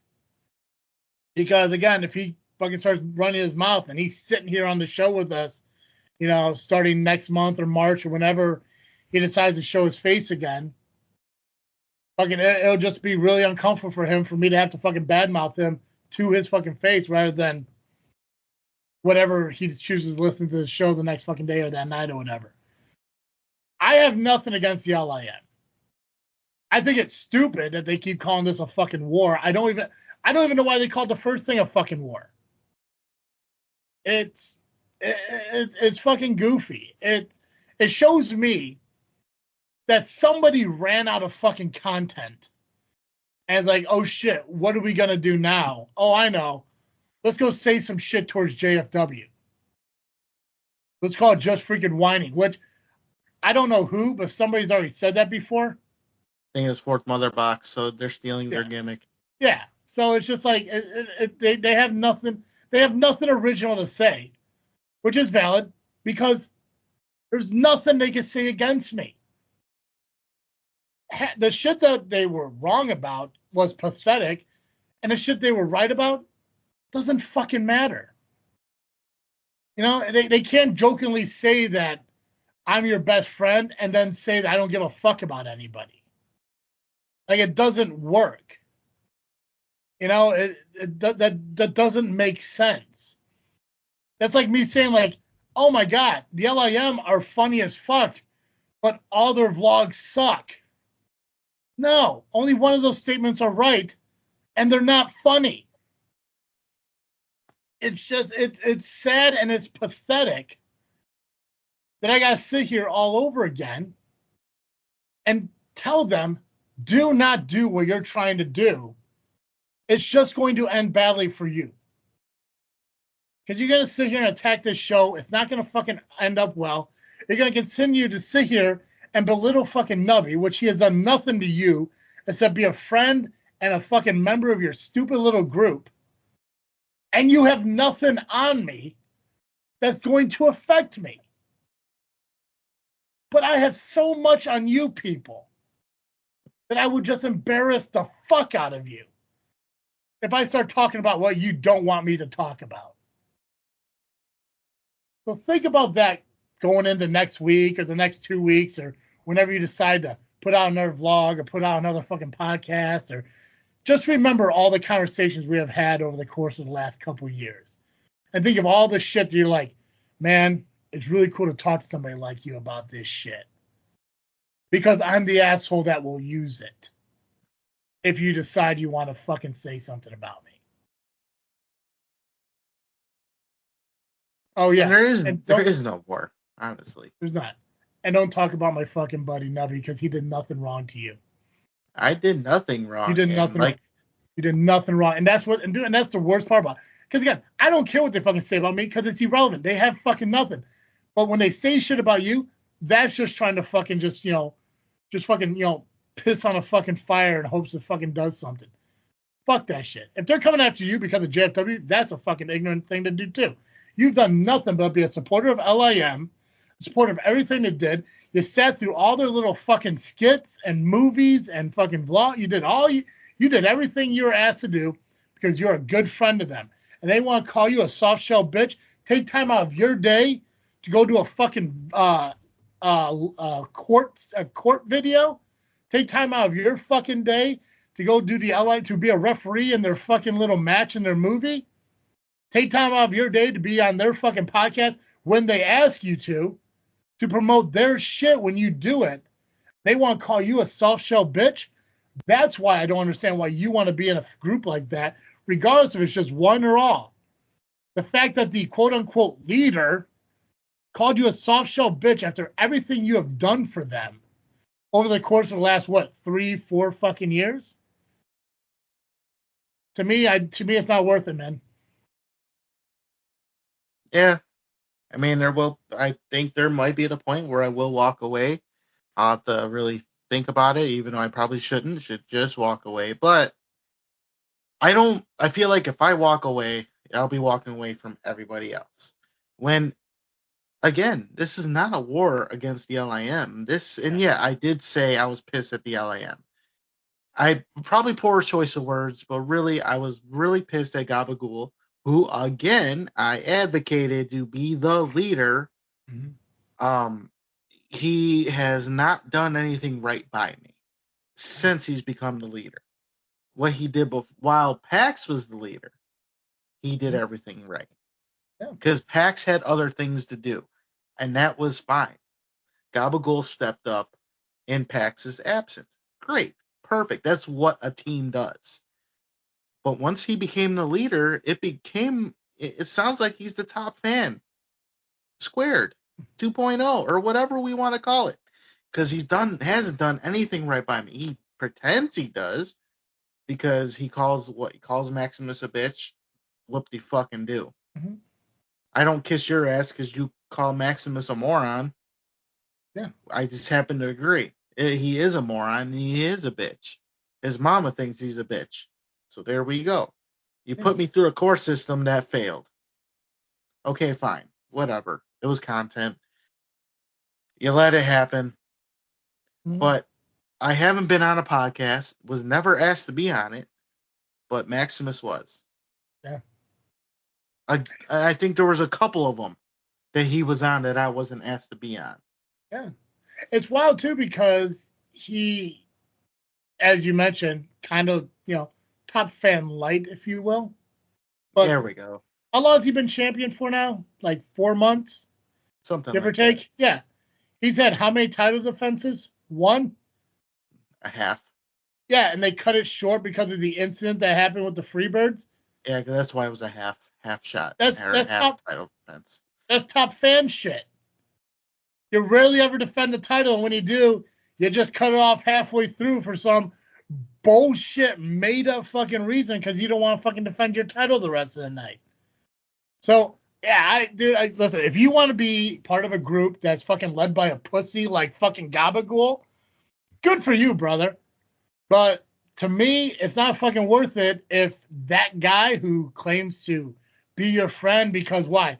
He did a petition over a year ago, wants to call you a soft shell bitch. And everything in that video that is not even accurate because, like I said, I was off my shell after Maximus did the turn. So you got no case here, Gabagool. So you might want to just consider your video obsolete. Start over again. You might want to start thinking about what you're doing here because you lost, partner. Yeah, it will be far fucking worse because Jay knows this shit happens, and half the shit Jay says I don't fucking put on recordings because dude gets aggressive and personal. Like dude gets offended easily when fucking people say shit because he takes a lot of pride in this, and I do too. I don't base it on fucking YouTube because it doesn't fucking matter to me. And if Double J wants to base it on YouTube, good on him. But focus more on getting your fucking subscriber count up on your video shit. Because you're seeing like, I'm going to put out a video vlog that nobody fucking watches. Focus more on that than trying to come at me. It's not fucking worth it. So.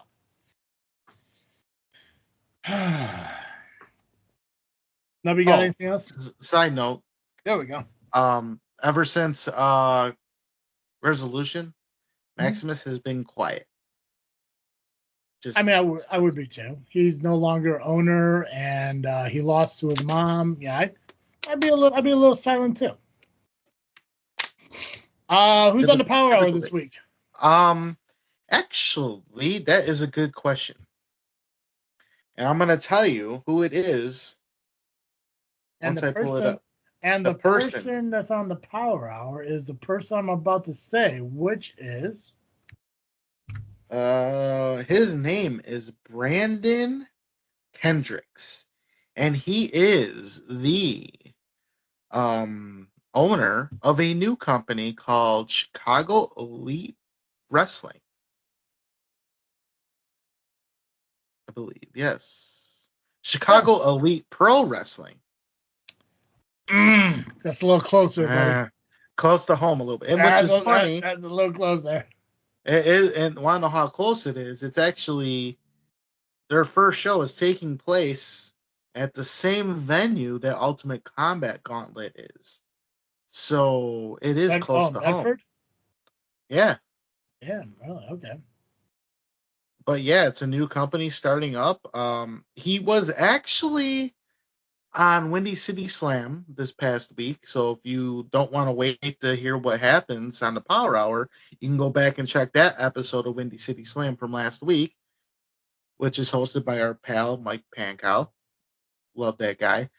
But yeah, I met him Saturday. Solid dude. Or 2 Saturdays ago, but yeah. Yeah, at Resolution.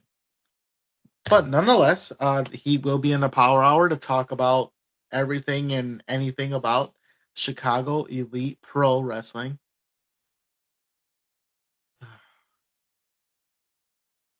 I'm sorry, I was thinking about stuff, thinking about the past. Elite Pro. I know, right? It's too close to fucking home, bro. It is. It's too close. But see, and that's the thing, too, because, I mean, he has a little cube that says CEPW, which I said EPW to Mike one time, and he did not have it. So, speaking of Elite Pro, I have this bracelet. It says Elite Pro on it. Yeah. My niece made it when Elite Pro started. Oh. Okay. So imagine how old that damn thing is. Was it 17 years, give or take? Something like that, yeah. Yeah, damn. Okay. All right, Nubby, anything else wrestling related we got to talk about? Cover everything? I think we covered everything that we needed to cover. Awesome. Guys, make sure you follow us on social media, Facebook, Instagram, and Twitter, just by searching Just Freaking Wrestling or the JFW Podcast. And hey, you know what?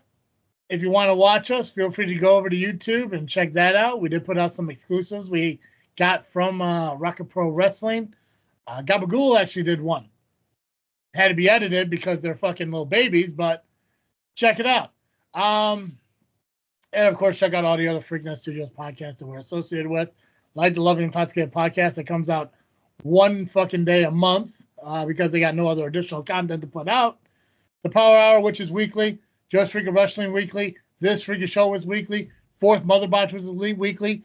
Jedi Talk, which is basically everyone's weekly except for the one day a month fucking Lovely Intoxicated Podcast. So please check out all the fucking podcasts that are relevant and the Lovely Intoxicated one as well. So, Nubby, that's all I got. I believe we can ring the bell on this episode. Perfect. As always, I'm Travis-T.